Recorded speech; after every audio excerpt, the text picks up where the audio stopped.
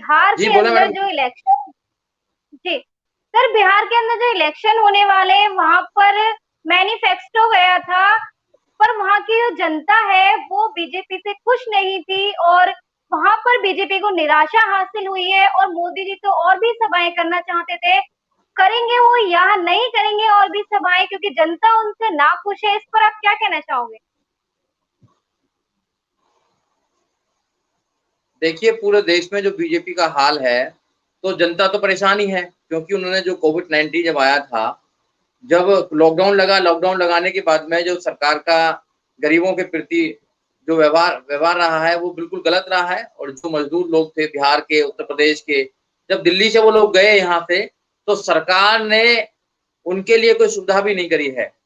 और जो सरकार है ये झूठे वादे करती है, और सरासर 2014 से लेकर 2020 6 साल हो गए हैं, मोदी जी ने जो भी वादे किए हैं, उनका अपना एक ये बनाते हैं, विज़न डॉक्यूमेंट्स बनाते हैं, उसमें वादे करते हैं कि हम 2 करोड़ रोज़गार देंगे, कोई रोज़गार नहीं दिया। उन्होंने कहा कि 15-15 लाख रुपए लेते देंगे, कोई एक 1 लाख रुपए नहीं दिया किसी को भी, 15 लाख तो छोड़िए। 100 स्मार्ट सिटी बनाएँगे, एक भी स्मार्ट सिटी नहीं बनाई उन लोगों ने। कहा कि बुलेट ट्रेन लेके आएँगे, बुलेट ट्रेन नहीं लाया, यूनिवर्सिटी बनाएँगे, कहीं कुछ नहीं किया है। तो ये जुमलों की सरकार है, और ये तो लोगों की हत्याओं पर भी वोट मांगने का काम करती है। गाय के नाम पर वोट मांगने का, धर्म के नाम पर, मंदिर के नाम पर, जैसे भी चाहे ये सत्ता में आना चाहते हैं। और जब कहीं सत्ता में भी नहीं आते हैं, तो वहां पर ये फिर खरीदते हैं विधायकों को, तोड़-फोड़ करते हैं, अपनी ईडी और सीबीआई की जांच कराते हैं, लोगों को ये डर दिखाकर भी सरकार बनाने का काम करते हैं। तो ये जो सरकार है, जो बिहार में अब काम कर रही है, बिहार में सोच रही है कि हम एलजेपी के साथ मिलकर सरकार बना लेंगे, तो बिहार की सरकार, बिहार के जो लोग हैं, वो बीजेपी की और जेडीयू की सरकार को वहाँ नहीं आने देंगे। वहाँ पर अभी एक नई सरकार बनने वाली है, और ये सरा पता है, बीजेपी को भी पता है कि देश के अंदर हमने जिस रोज़गार की बात करी थी, जिस विकास की बात करी थी, विकास तो कहीं है ही नहीं। तो सरकार बैकफुट पर है, और सरकार जानी चाहिए। और आपने देखा 2 साल के अंदर जितने भी यहाँ पर चुनाव हुए हैं, ज़्यादातर चुनावों में बीजेपी है, हार हुई है बीजेपी की। और बिहार में भी बीजेपी की हार होनी निश्चित है, फिर उत्तर प्रदेश में होगी, तो पूरे देश से ये जाएगी बीजेपी। सर, अभी आपने कहा कि उन्होंने पिछले साल, मतलब पहले जब चुनाव हुए थे वहां पर भी रोजगार देने का वादा किया था, लेकिन जनता को रोजगार नहीं मिला। लेकिन अभी भी उन्होंने कहा है कि 10 लाख युवाओं को वो रोजगार का अवसर प्रदान करेंगे। देखो उन पर विश्वास नहीं है, देश की जनता को, देश के नौजवानों को सरकार पर, जो मौजूदा सरकार है, केंद्र की सरकार, उस पर विश्वास नहीं है। और ना ही जो बिहार की मौजूदा सरकार है, जेडीयू की प्लस बीजेपी की, उस पर भी विश्वास नहीं है, क्योंकि वो झूठ बोलते हैं। और जो लोग हैं, नौजवान साथी हैं या देश की जनता है, वो अपने आप को ठगा महसूस कर रही है। जो ये वादे करते हैं, उन वादों पर बिल्कुल भी काम नहीं करते हैं। जो सरकार देश के लोगों को रोटी, कपड़ा और मकान भी नहीं दे सकती है, सुरक्षा नहीं दे सकती है, और आप देखिए एजुकेशन नहीं दे सकती है, यहाँ तक कि कोरोना काल के अंदर लोगों के पास दवाई भी नहीं है। और अब ये कहते हैं कि जब हमारे फौजी शहीद होते हैं, तो उनके नाम पर भी ये वोट मांगने का काम करते हैं। जाति के नाम पर वोट मांगने का काम करते हैं, मंदिर मस्जिद पर वोट मांगने का काम करते हैं, 3 तलाक पर वोट मांगने का काम करते हैं। ये 2 वर्गों को विभाजन करने का काम करते हैं। तो अब ऐसी सरकार देश को नहीं चाहिए, जो देश में देश को कमजोर करे, उसकी डेमोक्रेसी को कमजोर करे, देश के संविधान को कमजोर करे। क्योंकि जब से सरकार आई है, बीजेपी सरकार आई है, देश के संविधान को और संविधान को बदलने की इनकी प्लानिंग है। क्योंकि इनके मिनिस्टर्स हैं, अनंत कुमार हेगड़े, उनका स्टेटमेंट है आपके सामने। फिर इनकी सरकार के अंदर पार्लियामेंट स्ट्रीट पर संविधान के मुताबिक पूरे देश में काम नहीं करना, और अपना ये विजन डॉक्यूमेंट देते हैं हर पार्टी। मेरा तो आपके चैनल के माध्यम से कहना है लोगों को कि जब देश के अंदर संविधान है, संविधान के अकॉर्डिंग सरकार को चलाने का काम है, और संविधान में जो जो भी अधिकार जिस जिस व्यक्ति को मिले वो देना है, तो फिर विजन डॉक्यूमेंट्स की जरूरत क्या है? क्या आप संविधान को लागू नहीं करना चाहते?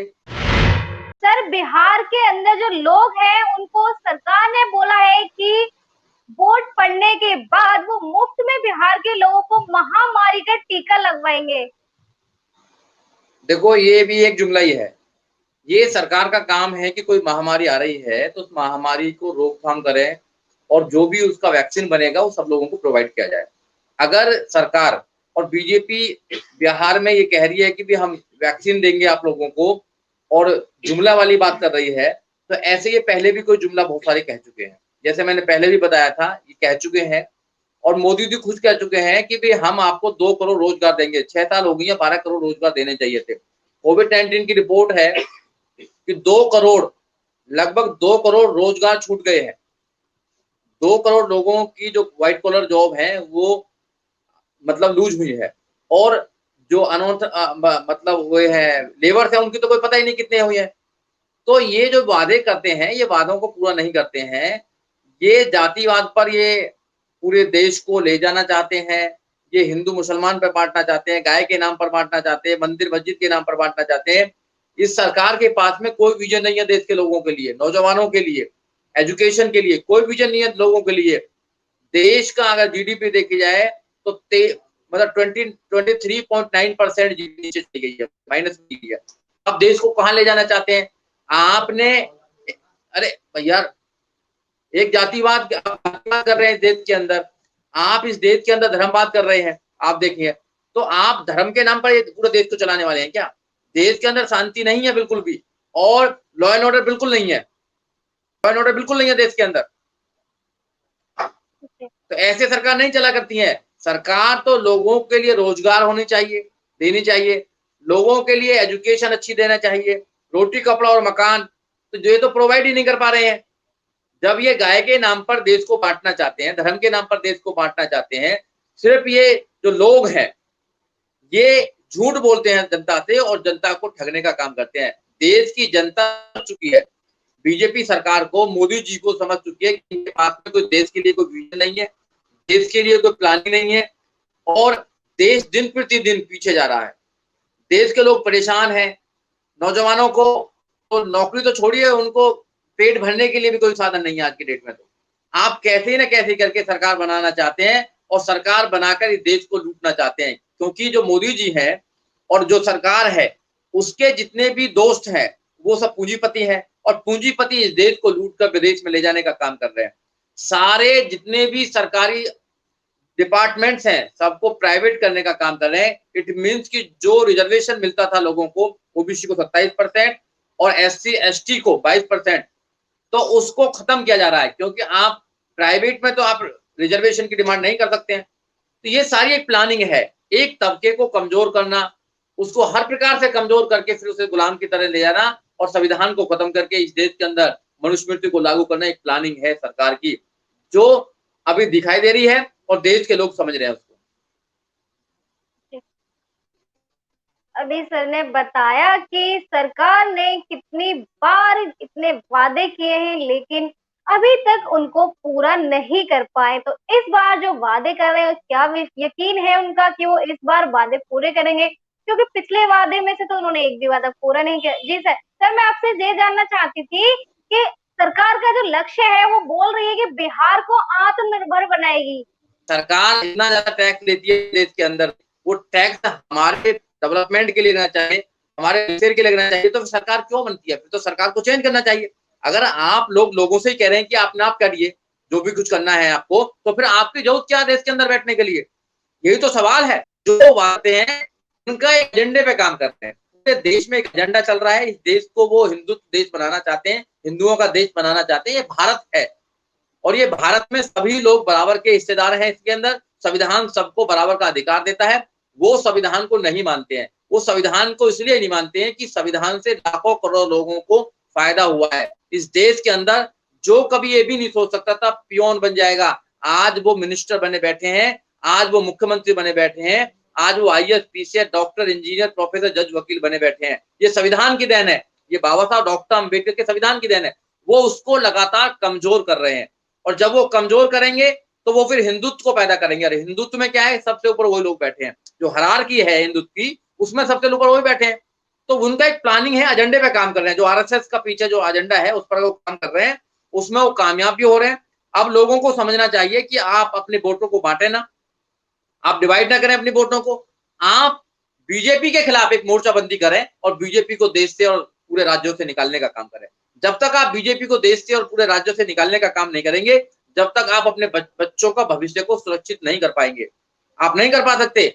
आपके अंदर जो भय बना रखा है इन्होंने, पूरा मीडिया इनके कब्जे में है, जो चौथा स्तंभ है डेमोक्रेसी का, जो उसको पूरे कब्जे में कर रखा है, वो भी एजेंडे को चलाने का काम करते हैं। आपने देखा होगा जितने भी डिबेट हैं, 2 हिंदुओं को बुला लेते हैं, 2 मुस्लिम को बुला लेते हैं, हिंदू मुसलमान की डिबेट कराते हैं, पूरे देश के अंदर टेंशन करते हैं। तो ये जो सरकार है, ये समझ चुकी है लोगों की कमजोरियों को, क्योंकि लोग हमारे यहाँ पर हैं, वो बड़े कमजोर लोग, सेंटिमेंट लोग हैं, उनके अपने जातियों के, अपने धर्मों के। हमें जाति धर्म से उठकर देश के लिए सोचना चाहिए, देश की आने वाली जनरेशन के लिए सोचना चाहिए। अगर हम नहीं सोचेंगे तो बात नहीं बनने वाली है। जितने भी हमारे, अगर देखा कॉन्स्टिट्यूशन के जितने भी बनाने वाले लोग हैं, या फादर ऑफ कॉन्स्टिट्यूशन बाबा साहब डॉक्टर अम्बेडकर है, उन्होंने सबसे पहले देश के लिए सोचा है, देश की आने वाली जनरेशन और पीढ़ियों के लिए सोचा है। सर अभी आप बोल रहे थे कि जब जनता जो है वो सब कुछ खुद ही कर लेगी, जैसे सरकार ने कहा वो आत्मनिर्भर बनाना चाहते हैं, तो सरकार का क्या काम है, ऐसा आपने कहा अभी। तो सर जब ये बोल रहे हैं कि वो सरकार जनता को आत्मनिर्भर बना देगी, तो ये फिर इलेक्शन मांगने क्यों जाते हैं, वोट मांगने क्यों जाते हैं जनता के पास, जब आत्मनिर्भर बनाना ही चाहते हैं उन्हें तो? नहीं, यही तो सवाल से, यही तो जनता को पूछना है। देखो, हम ये मानते हैं कि इन लोगों ने एक षड्यंत्र करके हमारे ज्यादातर देश की ज्यादा पॉपुलेशन को इन्होंने अनपढ़ बनाए रखा है। क्योंकि एजुकेशन में इन्होंने जो काम किया है, एजुकेशन एक प्राइवेट एजुकेशन है और एक है सरकारी एजुकेशन। सरकारी एजुकेशन में इन्होंने बिल्कुल भी काम नहीं किया। जो देश के SC ST OBC माइनॉरिटीज के लोग हैं या गरीब लोग हैं, वो अपने बच्चों को सरकारी में पढ़ाने का काम करते हैं। वहां इन्होंने पॉलिसी बना रखी है कि 8वीं तक पास करे जाओ। 8वीं के किसी बच्चे को अगर आप बैठाएंगे तो वो अपना नाम भी अच्छी तरह नहीं बता पाएगा, यहाँ तक कि वो हिंदी इंग्लिश की किताब भी नहीं पढ़ पाएगा। उससे आज उम्मीद करते हैं कि वो इनकी गलत नीतियों को उजागर करेगा, और इनके बच्चे अच्छे स्कूलों में पढ़ रहे हैं। तो इन्होंने लोगों को मजदूर बनाए रखा है। मजदूरों को पहले पेट की आग तो बुझ जाए, उसके बाद तो वो कुछ करेंगे। तो इन्होंने पूरा षड्यंत्र है इनका एक पूरा षड्यंत्र बना रखा है इन्होंने, कि देश की ज्यादातर जो बहुसंख्यक जो देश में लोग हैं, उनको गुलाम बनाए रखें, उनको मजदूर बनाए रखें। मजदूर 300 रुपया 400 रुपए की जो होती है, उसमें अपने बच्चों को कैसे पालेगा, वो ही बनाए रखें। उसको भी, अब लॉकडाउन है, 7 महीने से लोग अपने घर गए हुए हैं, यहाँ तक कि हम जैसे लोगों को भी अगर परेशानी आ रही है लॉकडाउन के वक्त में, तो लोगों को तो वो अपने पेट की भूख को मिटाएं, बस और ना करें। वो सरकार के लिए न सोचें, ये ऐसा बनाए रखना चाहते हैं उसको गरीब बनाया जाए, प्लानिंग बनाया जा रहा है कि लोगों से ये पता है कि लोग जो है ये यहीं के लोग हैं, गुलाम लोग हैं, इनको फिर दोबारा गुलाम बनाओ। धन्य बाबा साहब डॉक्टर अम्बेडकर जो संविधान दी गई, और संविधान से बहुत सारे लोगों को नौकरी मिली, बहुत सारे लोगों को अधिकार मिले, लेकर आए हैं, आज के जाए हैं। तो ये लोगों को अच्छा नहीं लग रहा है। कोई दलित व्यक्ति टाई लगा कोट लगाकर अगर बैठेगा तो इनको अच्छा थोड़ी लगेगा। कोई अगर मुंह रखाएगा अच्छा लगेगा, कोई अपनी शादी घोड़े पे निकालना चाहता है तो इनको अच्छा थोड़ी लगता है। कासगंज के अंदर कोई व्यक्ति अगर मोटरसाइकिल पर चलता है तो इनको अच्छा नहीं लगता है। तो ये जाति का जो अंदर बना रखा है इन्होंने, जाति जो प्रथा अंदर बना रखी है, संविधान ने सबको खत्म कर दिया है। मगर संविधान तो पहुंचने नहीं दे रहे देश तक। संविधान की जो चीजें हैं, संविधान में जो अधिकार हैं, ये सरकार का काम है कि अपने लोगों को अवेयर करे, उनके प्रति, कानून के प्रति अवेयर करे। तो कानून के प्रति अवेयर तो करती नहीं है, संविधान को तो बताती नहीं है किसी को, संविधान को खत्म करना चाहते हैं धीरे धीरे। और इनके ही लोग कहते हैं कि संविधान किसी काम का नहीं है, संविधान किसी काम नहीं है। अगर संविधान किसी काम का नहीं होता तो जो गरीब व्यक्ति है, जो कभी नहीं सोच सकता कि उसका व्यक्ति भी कभी कोई राजा बन सकता है, वो कैसे बन रहा है फिर बताइए। तो ये पूरा इनका षड्यंत्र है, प्लानिंग है, प्लानिंग के साथ अपना काम कर रहे हैं। और ये जो अपने पूर्वज है उनका जो सपना है उसको पूरा कर रहे हैं। ये सोचना पड़ेगा इस देश के डिप्रेस क्लासेज को, उनको सोचना पड़ेगा जो SC ST OBC माइनॉरिटीज के लोग हैं, या वो लोग हैं जो संविधान पर विश्वास करते हैं, कि वो इनकी प्लानिंग को कैसे सक्सेसफुल नहीं होने दे। ये सोचने का बात है। लड़ाई है, लड़ाई अभी चलेगी और ज्यादा। ये लड़ाई है एक वो उसके साथ लड़ाई है जो शोषण कर रहा है, और शोषण करने वाला आज से शोषण नहीं कर रहा, हजारों सालों से शोषण करता है। उसके पूर्वजों ने भी शोषण किया है, आज भी वो शोषण कर रहा है। उससे उम्मीद करें कि वो तुम्हारे लिए कुछ करेगा, तुम्हारे बच्चों के लिए कुछ करेगा, तो फिर ये उम्मीद गलत है। ऐसी उम्मीद नहीं करनी चाहिए। अगर सरकार में ऐसे लोग जाएंगे तो वो कुछ नहीं करेंगे, वो मंदिरों को बढ़ावा देंगे। इस देश के अंदर ऑलरेडी पहले बहुत सारे मंदिर हैं जिनमें हजारों करोड़ की संपत्ति है, फिर एक मंदिर बना रहे हैं। और जो मंदिरों में जिनको बैठना चाहिए, आप देखें ना, जिनको मंदिरों में बैठना चाहिए, अजय अजय कुमार विष्ट जो योगी आदित्य हैं, उनको मंदिर में बैठना चाहिए, वहां घंटा हिलाना चाहिए, वो तो राजनीति कर रहे हैं, वो तो सीएम बन रहे हैं। और ऐसे कितने बाबा हैं। और जो हमारे लोग हैं जिनको राजनीति करनी चाहिए, उनको कह रहे हैं कि मंदिरों में जाओ। मंदिरों से सिर्फ अंधविश्वास फैलता है। मंदिरों से कोई भी आईएएस, पीछे डॉक्टर, इंजीनियर नहीं निकलता है।